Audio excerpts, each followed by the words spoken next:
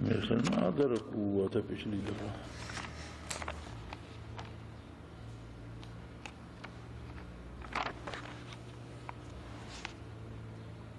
چھٹا ساتواں رکوع آدھا ہوا تھا. یقتلون النبیین بغیر ذلک بما عصوا وکانوا یعتدون، بس یہی ہوا تھا. الحمدللہ رب العالمین والصلاة والسلام علی حبیبہ محمد وآلہ وصحبہ اجمعین. اعوذ باللہ من الشیطان الرجیم، بسم اللہ الرحمن الرحیم.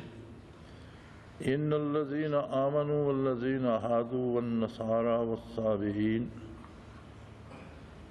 من آمن باللہ والیوم الآخر وعمل صالحا فلہم اجرہم عند ربہم ولا خوف علیہم ولا هم یحزنون. وَإِذْ أَخَذْنَا مِيثَاقَكُمْ وَرَفَعْنَا فَوْقَكُمُ الطُّورَ خُذُوا مَا آتَيْنَاكُمْ بِقُوَّةٍ وَاذْكُرُوا مَا فِيهِ لَعَلَّكُمْ تَتَّقُونَ. ثُمَّ تَوَلَّيْتُم مِّن بَعْدِ ذَلِكَ فَلَوْلَا فَضْلُ اللَّهِ عَلَيْكُمْ وَرَحْمَتُهُ لَكُنتُم مِّنَ الْخَاسِرِينَ. وَلَقَدْ عَلِمْتُمُ الَّذِينَ اعْتَدَوْا مِنكُمْ فِي السَّبْتِ فَقُلْنَا لَهُمْ كُونُوا قِرَدَةً خَاسِئِينَ فَجَعَلْنَاهَا نَكَالًا لِمَا بَيْنَ يَدَيْهَا وَمَا خَلْفَهَا وَمَوْعِظَةً لِلْمُتَّقِينَ. اللهم سبحانك لا علم لنا إلا ما علمتنا إنك أنت العليم الحكيم. مولاي صل وسلم دائما أبدا على حبيبك من زانت به البصر. ارشاد باری ہے ان الذین آمنوا والذین ہادوا والنصارى والصابئین من آمن باللہ والیوم الآخر وعمل صالحا فلہم اجرہم عند ربہم ولا خوف علیہم ولا هم یحزنون. جو لوگ بھی ایمان لاتے ہیں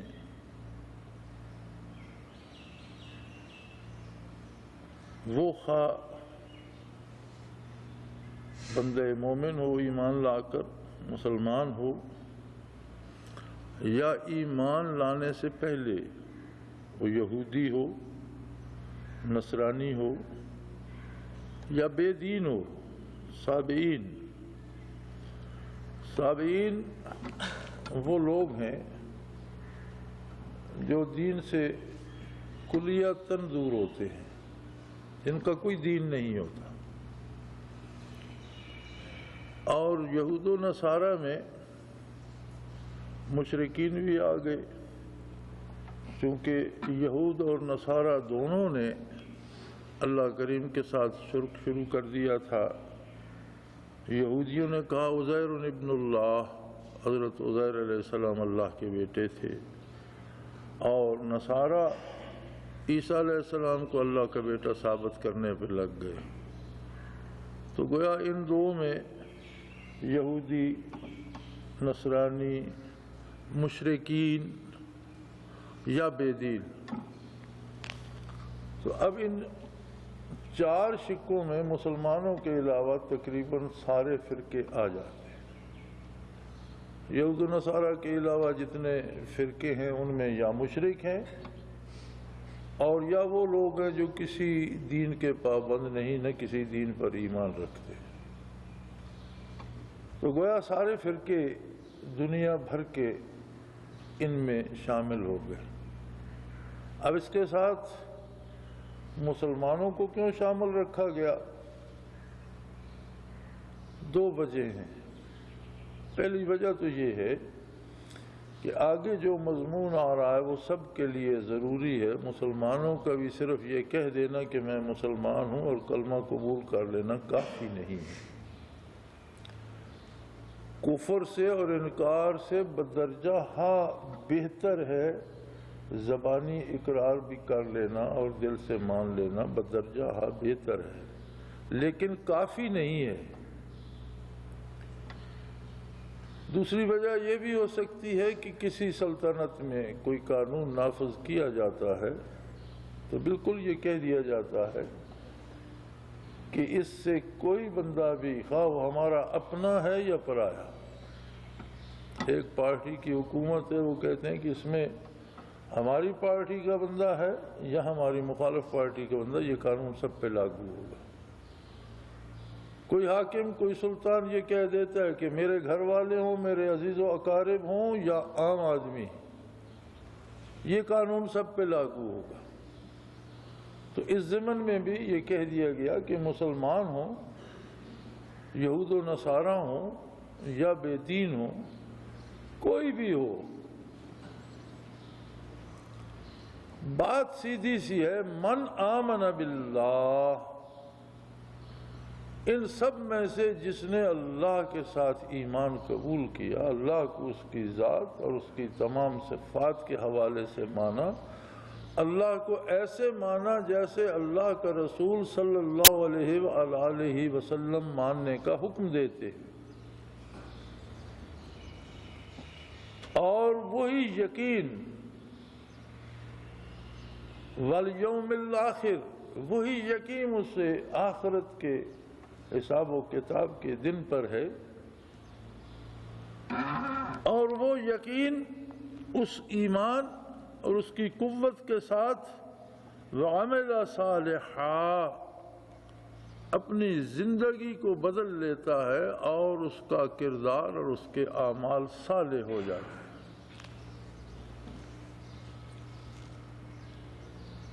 دنیا کی جو انسانوں کی بنائی ہوئی تہذیبیں ہیں، اپنی اپنی معاشرت اور اپنے اپنے طرز زندگی اور اپنی اپنی تہذیب کو ہر شخص بہت اچھا کہتا ہے۔ دوسرے لفظوں میں سب کے نزدیک ان کی اپنی تہذیب صالح ہے،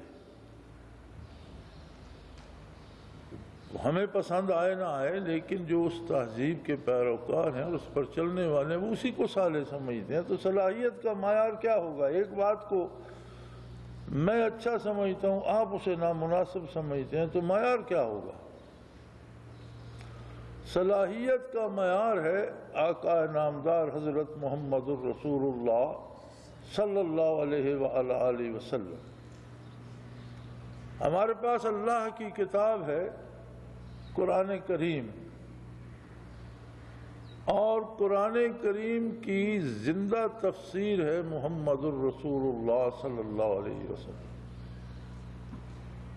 حبیب کبریا ام المومنین حضرت عائشہ صدیقہ رضی اللہ تعالی عنہا سے کسی نے عرض کی کہ یا ام المومنین، حضور اکرم صلی اللہ علیہ وآلہ وسلم کے اخلاق عالیہ میں سے کچھ ارشاد فرمائیں،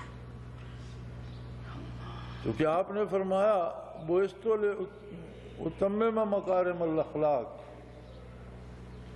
اعلیٰ ترین اخلاقی قدروں کی تکمیل کے لیے اللہ نے مجھے مبعوث فرمایا ہے۔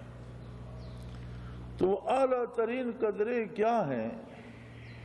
آپ صلی اللہ علیہ وسلم کے در دولت پہ آپ نے آپ کے ہمراہ اتنا وقت بسر کیا، اور ایک ایک ادا کو آپ نے نوٹ کیا، سمجھا اور امت کو پہنچایا۔ لہذا یہ جو مکارم الاخلاق ہیں، اخلاقیات کی بلندی اور انتہائی بلندی، اس کے بارے آپ کے معمولات عالی میں سے کچھ ارشاد فرمائیے۔ آپ نے بڑا خوبصورت، بڑا مختصر سا جواب دیا، فرمایا کان خلقہ القرآن۔ آپ صلی اللہ علیہ وسلم کے اخلاق عالیہ کو سمجھنا ہے تو قرآن کریم پڑھنا شروع کر دیں۔ جس کام کے کرنے کا قرآن نے حکم دیا، جس انداز سے کرنے کا حکم دیا، اور جو انداز اللہ کو پسند تھا، وہ رسول اللہ صلی اللہ علیہ وسلم بجا لاتے تھے، اور جس سے کتاب اللہ نے روک دیا اور جو بات اللہ کو پسند نہیں، حضور وہ نہیں کرتے تھے۔ تو اگر آپ کے اخلاق عالیہ سے واقفیت حاصل کرنا چاہو تو قرآن حکیم کی تلاوت شروع کر دو۔ جو قرآن کرنے کا کہتا ہے حضور کرتے تھے، جو کرنے سے روکتا ہے حضور اس سے رک جاتے۔ سو فرمایا بات صرف زبان کی نہیں ہے۔ ہمارے ائمہ دین میں تمام اکابر علماء نے ایمان عمل کو قرار دیا ہے، محدثین، مفسرین، فقہاء، امام بخاری رحمۃ اللہ تعالی علیہ جیسے محدثین اس بات پہ جمے ہوئے ہیں کہ ایمان عمل کا نام ہے۔ اگر ایک شخص کہتا بھی ہے کہ میں نے کلمہ پڑھ لیا اور کلمے کو قبول بھی کرتا ہے لیکن عمل نہیں کرتا تو اس کا کلمہ قابل قبول نہیں ہے۔ ائمہ فقہ میں سے امام مالک، امام شافعی، امام احمد رحمہم اللہ سارے اسی بات کے قائل ہیں، سوائے امام ابو حنیفہ رحمۃ اللہ تعالی علیہ کے کہ وہ فرماتے ہیں کلمہ پڑھنا اور یہ دعویٰ کرنا کہ میں مسلمان ہوں یہ ایک عمل بھی تو ہے، اس لیے اسے مسلمان مانا جائے۔ باقی ائمہ یہ فرماتے ہیں کہ ایک شخص کہتا ہے میں مسلمان ہوں، کلمہ پڑھتا ہے لیکن عمل نہیں کرتا دین پر، تو اسے سزا دی جائے اور مر جائے تو اس کا جنازہ نہ پڑھا جائے، اسے مسلمانوں کے قبرستان میں دفن نہ کیا جائے۔ امام ابو حنیفہ رحمۃ اللہ تعالی علیہ فرماتے ہیں کہ بھئی کلمہ پڑھنا یا یہ دعویٰ کرنا کہ میں مسلمان ہوں یہ بھی تو ایک عمل ہے، لیکن اس کے بعد وہ بھی یہ فرماتے ہیں کہ اگر یہ عمل کرنے کے بعد عملی زندگی میں اسلام کی پرواہ نہیں کرتا تو اسے جیل میں بند کر دیا جائے، جب تک وہ عمل اختیار نہیں کرتا اسے چھوڑا نہ جائے، اور اگر اسی بے عملی میں مر جائے تو پھر وہ بھی فرماتے ہیں کہ پھر اس کا جنازہ نہ پڑھا جائے اور نہ اسے مسلمانوں کے قبرستان میں دفن کیا جائے۔ اس لیے قرآن حکیم نے ایمان اور عمل کو آپ الف لام میم سے والناس تک پڑھ جائیے، جہاں ایمان کی بات آئے گی ساتھ عمل کی بات آئے گی، الذین آمنوا وعملوا الصالحات، جہاں ایمان کی بات آئے گی عمل صالح کی بات آئے گی، ایمان اور عمل کو جدا نہیں کیا جا سکتا۔ تو فرمایا اس سے پہلے، اب ہمارے زمانے میں آپ یہ بات میری یاد رکھ لیں کہ آج کی جو ترجمہ اس آیت کا کیا جاتا ہے وہ آیت کے خلاف ہے۔ آج یہ کہا جاتا ہے کہ جی یہودی ہو یا نصرانی ہو یا بے دین ہو، جو بھی بھلے کام کرے گا وہ جنتی ہے۔ یہ آپ کے جو موجودہ محققین ہیں اور جو موجودہ آپ کا معاشرہ ہے اور جن کا ایک طرح سے مذہب انسانیت ہے، یہ ایک نیا مذہب نکلا ہے کہ جی ہمارا تو مذہب انسانیت ہے، اس میں ہمارے نام نہاد دانشور اور بیشتر شاعر و ادیب اور اس طرح کا ایک طبقہ اس میں شمار ہے جن کا مذہب انسانیت ہے، اور یہ نہیں سمجھتے کہ انسانیت ہے کیا۔ اللہ کریم نے یہ فیصلہ دیا ہے کہ جو اللہ سے ایمان نہیں لاتا، جو اللہ کے رسول پر ایمان نہیں لاتا، جو حقائق کو نہیں مانتا، اس کا اتباع نہیں کرتا، اولئک کالانعام، وہ تو چوپاؤں کی طرح ہیں، جانوروں کی مثال ہے ان کی، کھایا پیا پیٹ بھرا بچے پیدا کیے مر گیا، یہ تو جانوروں کی زندگی ہے ان کی، بلکہ فرمایا بل ہم اضل، وہ جانوروں سے بھی گئے گزرے ہیں کہ جانوروں میں تو وہ صلاحیت ہی نہیں تھی، اللہ نے انہیں انسان پیدا کیا اور انسانی صلاحیتیں عطا فرمائی، اس کے باوجود یہ زندگی جانوروں کی طرح گزار رہے ہیں، تو یہ جانوروں سے بھی گئے گزرے ہیں۔ انسانیت کا درس دیتا ہی اسلام ہے، اور انسانیت بنی نوع آدم کو اسلام نے ہی عطا کی۔ آدم علیہ السلام نے جو دین عطا فرمایا وہ بھی اسلام تھا، اور آدم علیہ السلام سے لے کر عیسیٰ علیہ السلام تک ہر نبی نے جو دین عطا فرمایا بنیادی طور پر وہ سارا اسلام ہی تھا۔ لیکن بعثت محمد الرسول اللہ صلی اللہ علیہ وسلم کے بعد، اور یاد رکھیں دین کے دو حصے ہیں، ایک حصہ ہے خبر اور ایک حصہ ہے اوامر و نواہی، عمل۔ خبر میں تبدیلی نہیں ہوتی، چونکہ خبر میں تبدیلی ہو تو دو میں سے ایک غلط ہوتی ہے۔ ایک خبر آئی ہے اب دوسری خبر اس سے متصادم ہے تو دو میں سے ایک سچی ہوگی، دونوں سچی نہیں ہوتی۔ خبر ہے کہ اللہ واحد و لا شریک ہے، یہ خبر ہے۔ آخرت ہے، حساب کتاب ہے، جنت دوزخ ہے، یہ خبر ہے۔ ملائکہ ہے، فرشتے ہیں، ان کا وجود ہے، یہ خبر ہے۔ شیاطین ہیں، وہ گمراہ کرتے ہیں، یہ سب کچھ خبر ہے۔ خبر وہی ہے جو آدم علیہ السلام نے دی، کلمے کا پہلا جز لا الہ الا اللہ ہو، آدم و صفی اللہ۔ ہر نبی کے دین میں کلمے کا پہلا جز لا الہ الا اللہ ہے، اس لیے کہ یہ خبر ہے۔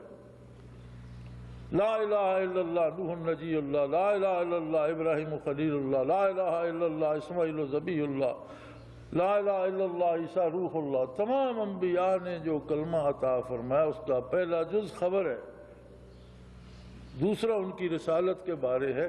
اب رسالت کا مفہوم یہ ہے کہ وہ احکام اور زندگی کا نصاب دے۔ رسول وہ ہے جو اللہ کی پسند کے مطابق زندگی کا نصاب عطا فرمائے۔ رسالت کا منصب یہ ہے کہ وہ دعوت اللہ دے، لوگوں کے دلوں کو پاک کرے اور انہیں تعلیم کتاب و حکمت دے۔ لہذا ہر نبی نے اپنے زمانے میں جو احکام دیے وہ جن کی طرف مبعوث ہوئے تھے ان کے لیے تھے اور ان کے زمانے کے لیے۔ جب نئی نبوت آ گئی احکام بدل گئے، تھوڑے بہت اس میں رد و بدل ہو گیا، لوگوں کے مزاج کے مطابق، لوگوں کے رواج کے مطابق، ان کی قوت برداشت کے مطابق۔ کیونکہ احکام آج ایک حکم ہے، کل اس کے مخالف، آج ایک آدمی کا حکم ہے اسے قید کر دو، کل اس کے لیے حکم آ سکتا ہے اسے چھوڑ دو۔ تو دونوں صحیح ہیں، آج اس کا قید کرنا صحیح ہے، کل اس کا رہا کرنا صحیح ہے۔ احکام بدلتے رہتے ہیں اور اپنے وقت پر سارے صحیح ہوتے ہیں۔ لیکن جب محمد الرسول اللہ صلی اللہ علیہ وسلم مبعوث ہوئے تو آپ مبعوث ہوئے ساری انسانیت کے لیے، لہذا پہلے تمام احکام منسوخ ہو گئے اور زندگی کے ہر عمل میں وہ حکم مؤثر ہو گیا جو محمد الرسول اللہ صلی اللہ علیہ وسلم نے عطا فرمایا۔ آپ نے ارشاد فرما دیا، آپ نے دیکھا اور پسند فرمایا، آپ نے دیکھا اور منع نہیں کیا، آپ نے کوئی کام کرنے کا حکم دیا، یہ ساری کیا ہے؟ رسول اللہ صلی اللہ علیہ وسلم کی ادائیں ہیں اور یہ ساری تفسیر ہے قرآن کریم کی۔ اور آج بھی گمراہی سے بچنے کا واحد راستہ یہ ہے کہ جب کوئی قرآن کا مفہوم بیان کرے یا قرآن کے حوالے سے بات کرے تو اس سے ایک بات ضرور پوچھی جائے کہ یہ جو مفہوم بیان کر رہے ہیں آپ، کیا جب حضور نے یہ آیت بیان فرمائی تھی صحابہ نے یہی مفہوم سمجھا تھا جو آپ بیان کر رہے ہیں؟ اور اگر صحابہ نے یہ مفہوم نہیں سمجھا تھا تو پھر آپ غلطی پر ہیں، چونکہ قرآن کا ترجمہ منطق سے کرنا، صرف و نحو کے زور پر کرنا، حکایات و روایات کے زور پر کرنا درست نہیں ہے۔ ورنہ تو عرب اپنی زبان پہ ناز کرتے تھے اور باقی دنیا کو عجم کہتے تھے۔ عجم کا معنی ہوتا ہے بے زبان، گنگا۔ وہ کہتے تھے زبان ہے عربوں کے پاس، باقی لوگ تو عجمی ہیں، سارے گنگے ہیں، ان کے پاس زبان کہاں سے آئی؟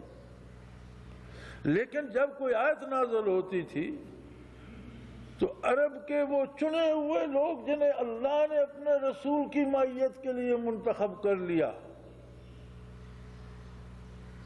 شاہ ولی اللہ دہلوی رحمۃ اللہ تعالی علیہ مدینہ منورہ کے فضائل لکھتے ہیں، تو ایک جگہ وہ یوں رقم تراز ہیں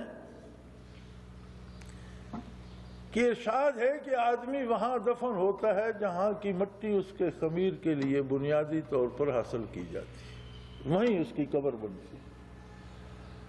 تو وہ فرماتے ہیں کہ مدینہ عجیب بستی ہے کہ جن لوگوں کو رفاقت محمد الرسول اللہ صلی اللہ علیہ وسلم کے لیے منتخب فرمایا اللہ نے، وہ سب مدینہ منورہ میں دفن ہوئے، گویا اس سرزمین سے ان کے خمیر کی مٹی اللہ نے لی تھی۔ یہ کیسی خوش نصیب مٹی ہے اور اللہ کو یہ کتنی محبوب ہے۔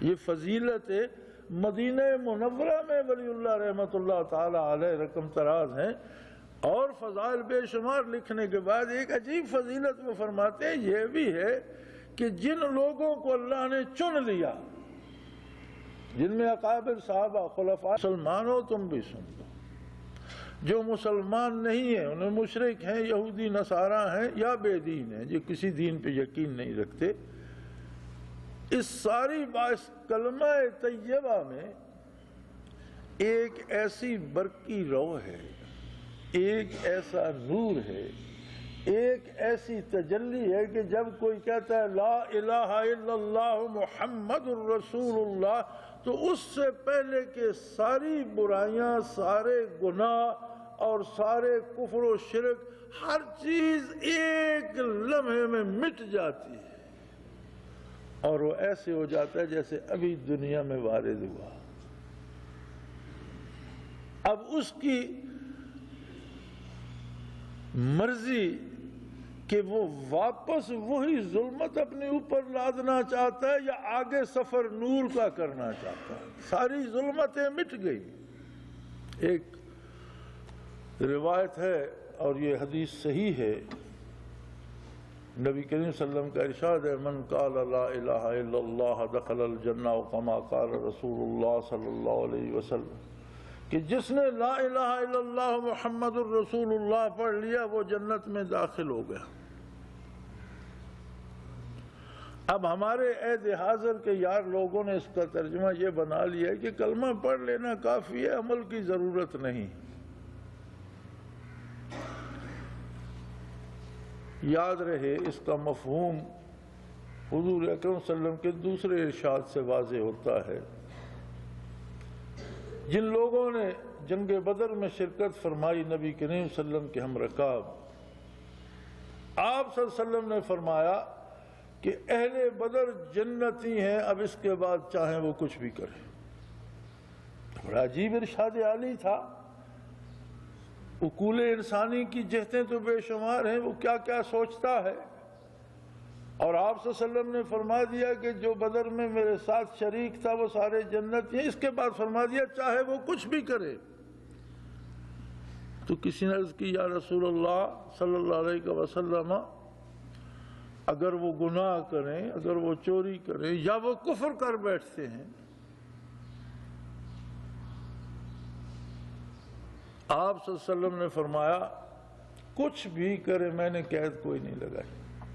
محدثین اس پہ پھر بحث کرتے ہیں کہ یہ عجیب بات ہے، اللہ کا حکم ہے کہ جو شرک پر یا کفر پر مرے گا میں اسے نہیں بخشوں گا۔ نبی کریم صلی اللہ علیہ وسلم کے ارشاد میں کوئی قید نہیں ہے کہ کفر و شرک نہ کریں اور جو چاہے کرتے ہیں، فرمایا جو بھی کریں۔ پھر وہ کہتے ہیں کہ اللہ جسے اہل جنت میں قرار دے دیتا ہے اور نبی صلی اللہ علیہ وسلم نے جس کی خبر دی ہے کہ یہ جنتی ہے، اسے وہ وہی توفیق دیتا ہے اسی عمل کی جو اہل جنت کو سزاوار ہے، اس کے خلاف وہ عمل کرتا ہی نہیں۔ اسے اور عمل کرنے کا خیال ہی نہیں آتا، اللہ کریم اس کے دل سے وہ چیزیں نکال دیتا ہے، اس کا عمل اہل جنت کا عمل بن جاتا ہے۔ اس لیے نبی کریم صلی اللہ علیہ وسلم نے فرمایا کہ اگر میرے بعد اختلاف ہو، دو رائے ہو جائے، اور اہل بدر میں سے کوئی ایک بندہ زندہ ہو، باقی ساری امت ایک رائے پہ متفق ہو جائے اور اس ایک بندے کی رائے ان سے مختلف ہو، تو حضور اکرم صلی اللہ علیہ وسلم نے فرمایا کہ عمل اس کی رائے پر کرنا جو بدر والا دے رہا ہے، اس لیے کہ وہ جنتی ہے اور اس کی رائے غلط نہیں ہو سکتی، اللہ اس کے دل میں وہی بات ڈالے گا جو حق ہے۔ اب اس سے اس طرف آئیے، من قال لا الہ الا اللہ دخل الجنہ، لا الہ الا اللہ محمد الرسول اللہ صدق دل سے کہہ کر وہ جنت میں داخل ہو گیا۔ اب اسے جنت میں بسنا ہے، جنت کا کھانا ہے، یعنی حلال کھانا ہے، حرام سے بچنا ہے، اہل جنت کا کردار اپنانا ہے، باحیا ہونا ہے، بے حیائی سے بچنا ہے، سچ بولنا ہے، جھوٹ سے بچنا ہے، اس کا کردار اہل جنت کا ہونا چاہیے۔ اور اگر جنت میں داخل ہونے کے بعد عمل کی دنیا میں جنت سے بھاگ کر دوزخوں کے ہمراہ مل گیا تو پھر جنت میں کیسے جائے گا؟ وہ تو بھگوڑا ہوگا۔ اسی لیے شریعت میں مرتد کی سزا قتل ہے۔ کافر اسلام قبول نہیں کرتا تو اس کے انسانی حقوق بحال ہیں، اس کی عزت کی حفاظت کی جائے، جان مال کی حفاظت کی جائے، اس کے روزگار کا کیا جائے، تمام اس کے بچوں کی تعلیم کا کیا جائے، اس کی بیماری کے علاج مال، جو انسانی حقوق ہے وہ کافر کو حاصل ہیں، لیکن مرتد کا کوئی حق نہیں مرتد کو قتل کر دیا جائے کہ جنت کا بھگوڑا ہے۔ اور یہ وہ جرم ہے کہ جسے اللہ یہ عظمت عطا کرے اور وہ اللہ سے بغاوت کر کے بھاگ جائے، فرمایا اس کے ساتھ کوئی رعایت نہیں ہوگی، اسے قتل کر دیا جائے، اس لیے مرتد کی سزا قتل ہے۔ تو اس آیہ کریمہ سے لوگوں نے یہ آسانی ڈھونڈ لی ہے کہ جی کو مسلمان ہونا شرط نہیں، یہودی ہو، نصاری ہو، ہندو ہو، سکھ ہو، مذہب تو انسانیت ہے، جو بھی بھلا کرے گا وہ جنت میں چلا جائے گا۔ جناب ایسا ہرگز نہیں ہوگا۔ جنت اللہ کے مقرب بندوں کا گھر ہے، نافرمانوں کا نہیں، بے ایمانوں کا نہیں، جن میں ایمان ہی نہیں ہے ان کا نہیں، ان کا گھر دوزخ ہے۔ ہاں ایمان لانے سے پہلے وہ مشرک ہے، کافر ہے، یہودی ہے، نصرانی ہے یا بے دین ہے۔ من آمن باللہ، جو اللہ پر ایمان لایا، والیوم الآخر، اور آخرت کو صدق دل سے قبول کر لیا، وعمل صالحا، اور پھر اس کے اعمال محمد الرسول اللہ صلی اللہ علیہ وآلہ وسلم کی سنت کے سانچے میں ڈھل گئے، فلہم اجرہم عند ربہم، ان کے لیے ان کا انعام ہے ان کے پروردگار کے پاس، ولا خوف علیہم ولا ہم یحزنون، نہ تو انہیں کوئی آئندہ کا خوف ہوگا اور نہ گزشتہ پہ افسوس ہوگا۔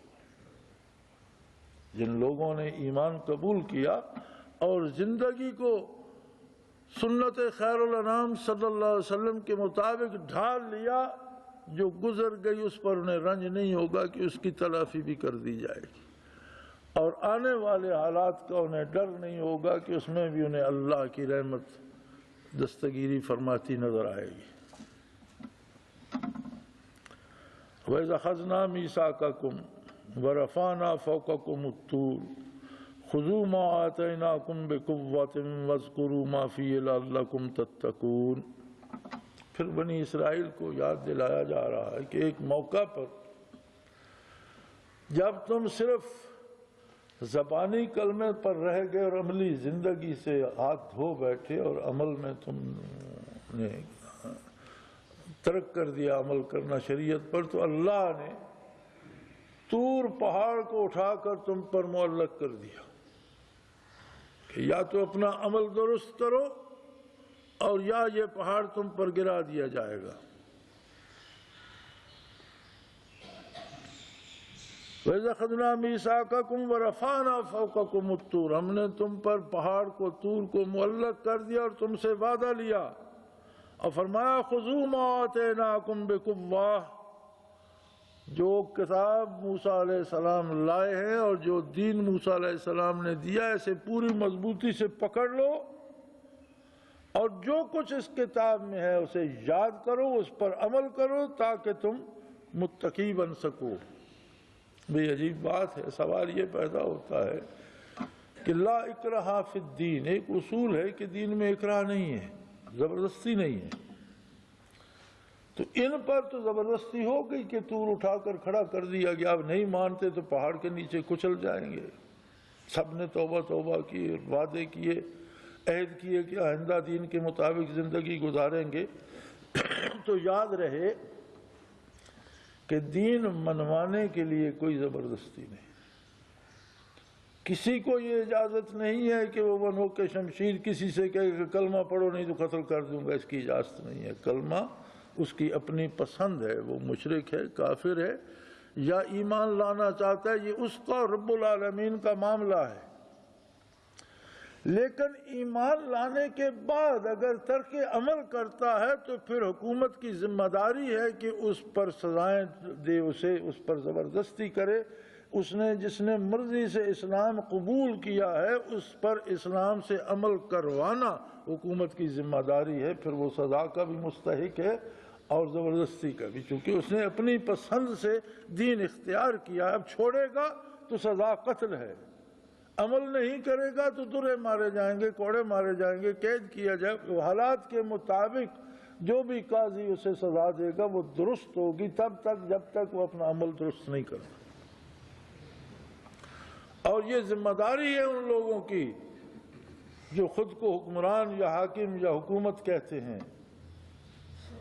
اب یہ ہماری بدقسمتی کہ عملی دنیا سے سب سے زیادہ دور ہماری حکومتیں ہوتی ہیں۔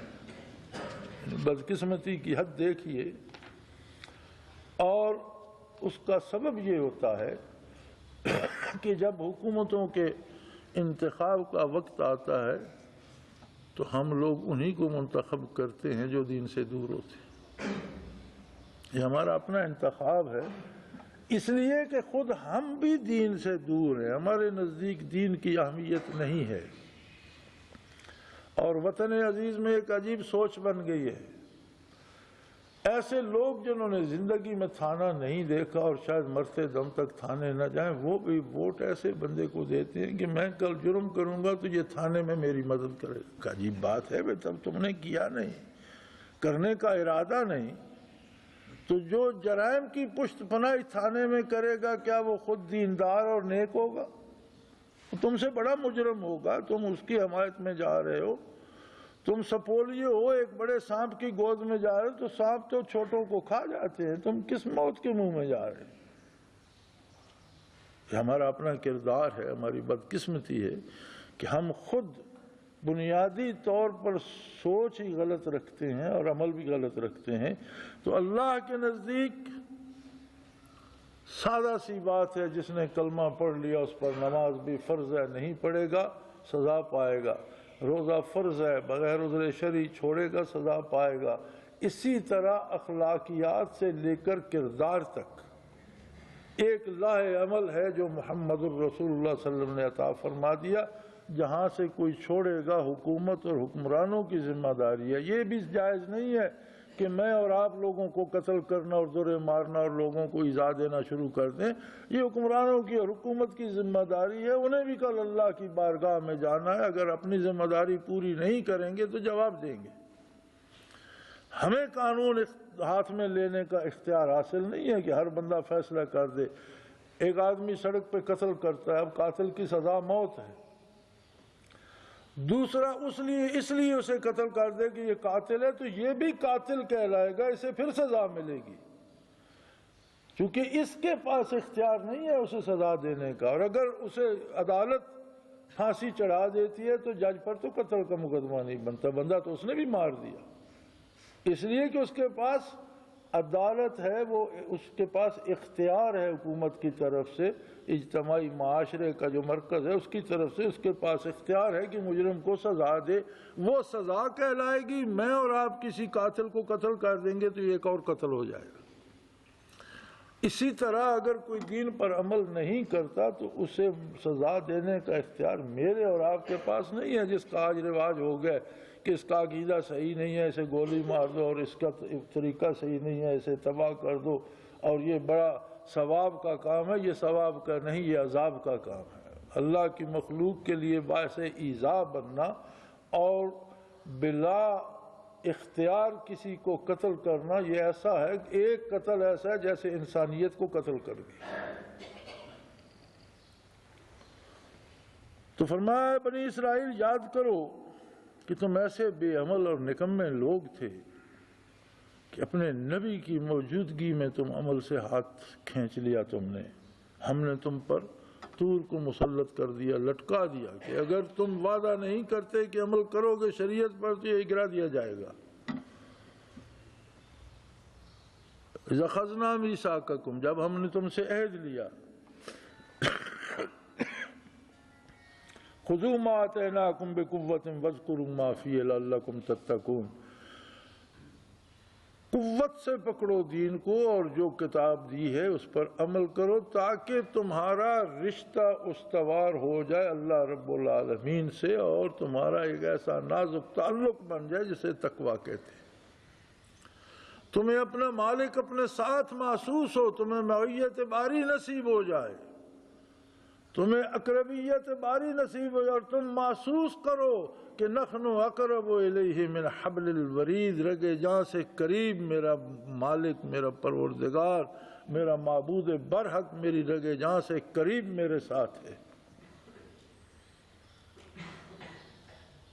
ثم تولیتم من بعد ذالک، تم ایسے بدبخت ہو کہ اس کے بعد پھر وعدے سے پھر گئے۔ فلولا فضل اللہ علیکم ورحمتہ لکنتم من الخاسرین، لیکن اللہ کا نبی تم میں موجود تھا جو سراپا رحمت ہوتے ہیں، تمہاری اس بد عہدی کے بعد بھی اللہ نے تم پر رحم فرمایا، اور اگر وہ تم پر اپنا فضل اور اپنی رحمت نہ فرماتا، درگزر نہ فرماتا، تو تم تباہ ہو جاتے اور تم دین و دنیا دونوں کھو بیٹھتے، یعنی بہت بڑے خسارے، بہت بڑے نقصان میں چلے جاتے۔ اللہ کریم نے تمہاری اس بدعہدی کے بعد بھی تم پر احسان فرمایا۔ اب ہم اپنی حالت کو دیکھیں کہ ہم کلمہ تو پڑھتے ہیں، عملی زندگی میں ہم کیا کر رہے ہیں؟ اس کے باوجود اس کا کرم ہے کہ ہماری شکلیں مسخ نہیں ہوتی، اس کا کرم ہے کہ ہمارے عیوب دنیا پہ ظاہر نہیں کرتا، اس کا احسان ہے کہ ہمیں زندگی اور زندگی کی نعمتیں عطا فرما رکھی ہیں۔ تو آدمی اتنی کریم ذات، اتنے کریم نبی اور اتنے خوبصورت دین کو چھوڑ کر بیٹھے، تو اس سے زیادہ بدقسمتی کیا ہے؟ اللہ کریم ہماری خطاؤں سے درگزر فرمائے، خلوص نیت عطا کرے، خلوص فی العمل عطا کرے اور دین پر عمل کرنے کی توفیق عطا فرمائے۔ وآخر دعوانا الحمدللہ رب العالمین۔